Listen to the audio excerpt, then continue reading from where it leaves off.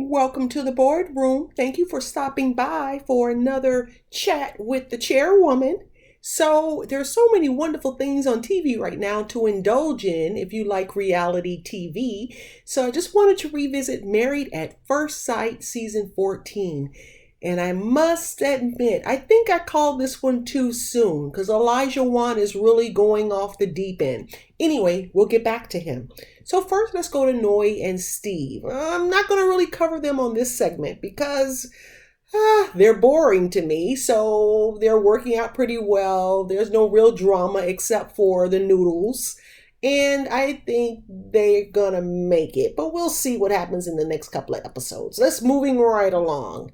So Lindsay and Mark. Lindsay talks about her need for validation, and rightfully so, because she has taken on a lot being married to Mark. I mean, how many people do you know are going to go into someone's apartment and help them clean out the bed bugs and helping to care for his mother and dealing with the harassment of his landlord? So she has really taken on a lot by becoming his wife. So he seemed to still shy away from affection with Lindsay because he said her personality is so brutal. But I got a confession to make. Even though I think Lindsay can go off the rails at times, I come to believe that she's exactly what Mark needs. Because when you look at his story, it kind of looks like he was just existing. Have you ever seen people who are just existing, not really living, not really taking on any thing new, not taking on any real challenges in their lives? They're just going to work, coming home and just existing, you know? So she came into his life. She's introducing him to new foods. She's making him push his comfort level.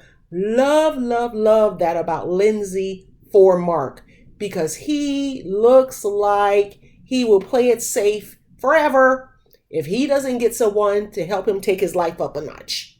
So we see all of that happening. And Lindsay was kind of complaining. She's like, Mark does not appreciate her. All the things she has done to make sure that he is comfortable, to support him. And he did admit, he did admit that he's not used to anyone helping him. Wow. That's why I said I think he's just existing. Because he probably is much of a loner. He doesn't have a lot of family support. And so having someone who really wants to see him thrive is very different for him. So Lindsay is good for him in that regard. I know she's a little rough around the edges, but maybe she'll bring him out of his shell. Now, she also pointed out that there are two Marks. There's one in front of the camera and one off camera. So maybe she will help him push himself to who he really wants to be. Because maybe he lives such a safe life because he doesn't want to ruffle any feathers. He'd rather play it safe. But if he's two different people, on camera and off camera, I really don't like that. Because you can tell on camera he's really guarded about everything he says and everything he does. And you remember that scene where they're at dinner? He's holding her hand and he's telling her how much he appreciates her. I honestly believe Mark was telling her that so she would calm down, because he said, I got to get through this, get to decision day, and then I can get out. I honestly felt in that moment it wasn't genuine. For him, it was a safe play. I don't know. I could be wrong as we go through this process, but that's my thought at the moment. Now let's move right on to Jasmine and Michael. So initially, I thought Jasmine and Michael were going to make a cute couple. They were going to really, become friends and break the ice. But weeks later, they're still in let's get acquainted stage. They haven't even gotten to the friendship stage. I think a lot of it is because of Jasmine's approach.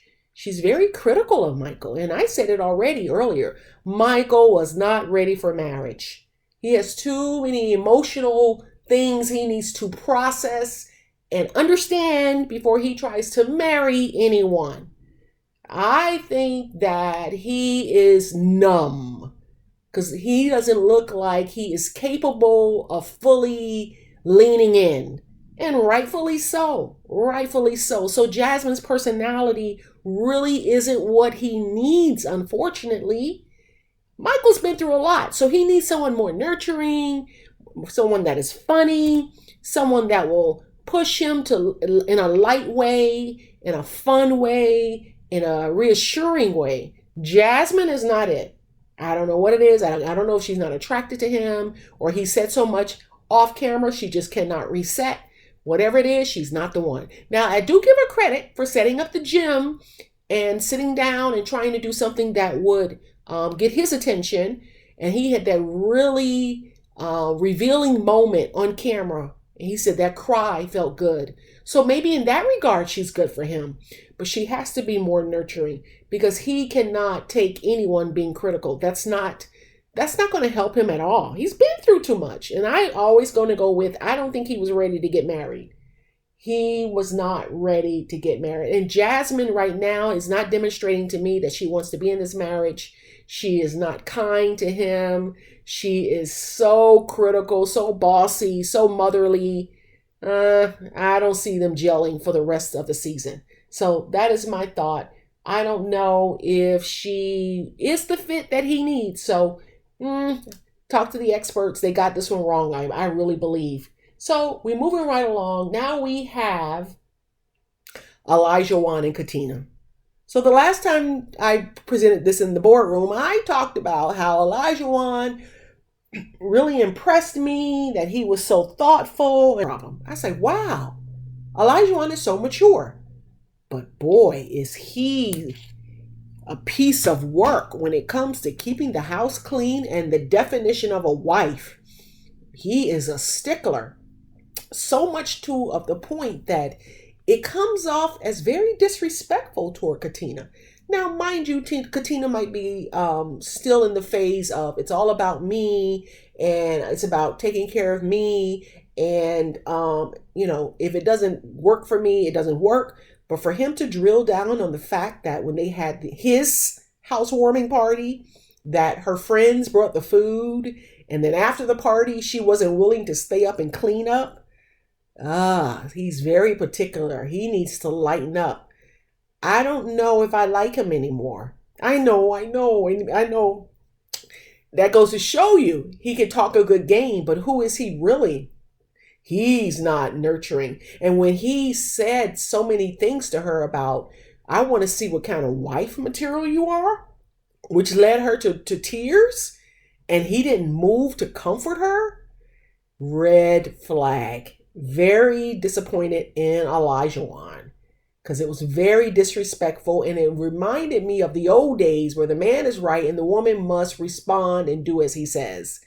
Didn't like it. I thought he would be more easygoing because I never would have thought somebody so young to be so insistent upon wifely duties. Usually younger men are more flexible, but not in this case. So I'm not sure if he's good for Katina, because he's taking her laid back, genuine personality and making her sad. Now, I notice also when she's with him, she's a different person, less aggressive and more quiet. But when she was feeling disrespected by Lindsay, she was like a beast.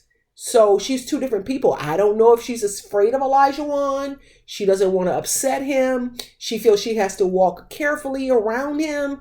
But that's not a good look, because if you have to pretend or suppress how you feel around your mate, then that's not really a marriage. So hopefully this pans out a little bit better. I'm going to wait to call it in the future because I called this one wrong. I think Elijah Juan took 10 steps back after last episode. So I hope this pans out to be much better.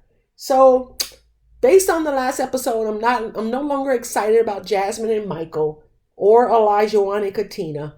And I'm starting to see why the experts match Lindsay and Mark. Hopefully I'm a little better off in calling it this time.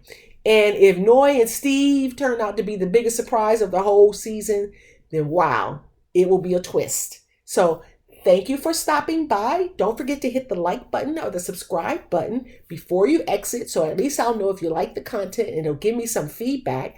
So I appreciate you coming to the boardroom on your break to hear another chat by the Chatty Chairwoman.